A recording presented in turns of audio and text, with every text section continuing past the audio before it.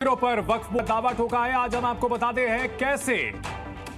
बिल्कुल, हम आपको बताएंगे वक्फ बोर्ड की हड़पने वाली जो नीति है उससे देश की राजधानी में स्थित मंदिरों को भी बख्शा नहीं है, छोड़ा नहीं है।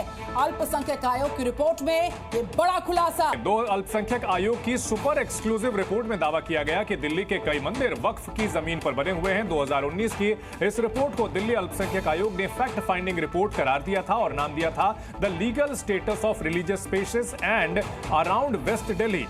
इस रिपोर्ट के पेज 159 पर दावा है कि दिल्ली के बीके दत्त कॉलोनी स्थित जो सनातन धर्म मंदिर है वो वक्फ बोर्ड की जमीन पर बना है। ये हाल तब है जब मंदिर का निर्माण 14 दिसंबर 1961 में हुआ था और मंदिर का प्राचीन शिव मंदिर और श्मशान घाट भी वक्फ बोर्ड की जमीन पर बनाए गए हैं। इसी तरह इसी रिपोर्ट में पेज 36 पर दावा किया गया कि मंगलापुर स्थित शिव शक्ति काली माता मंदिर का निर्माण भी वक्फ की जमीन पर हुआ है और जमीन पर दावा हिंदुओं का नहीं बल्कि वक्फ बोर्ड का है। तो दिल्ली अल्पसंख्यक आयोग की इस रिपोर्ट में दिल्ली के अनेक मंदिरों पर दावा किया कि ये वक्फ की जमीन पर हुए दावे को फैक्ट फाइंड रिपोर्ट करार दिया गया। लेकिन सच ये है कि ये मंदिर भारत में वक्फ एक्ट आने से कई दशक पहले ही बन चुके थे। वक्फ बोर्ड इसके बहुत बाद में आया था। दिल्ली से जी न्यूज संवाददाता शिवांक मिश्रा की एक एक्सक्लूसिव रिपोर्ट इसी से जुड़ी हुई आपको दिखाते हैं। इस समय हम लोग देश की राजधानी दिल्ली के मंगलापुरी इलाके में मौजूद हैं। मंगलापुरी इलाके में मौजूद ये एक शमशान घाट है।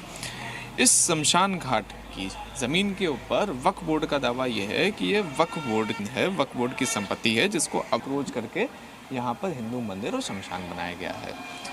अब इस अंत्योष्टि स्थल पे आज से 45 साल पहले इस अंत्योष्टि स्थल की स्थापना करी गई थी और इस अंत्योष्टि स्थल के जो संचालक हैं उनके मुताबिक कि जिस समय यहाँ की इस अंत्योष्टि स्थल की स्थापना करी गई थी उस समय यहाँ पे मुस्लिम आबादी ना के बराबर थी। पूरी भी यहाँ पे बंजर ज़मीनें हुआ करती थी।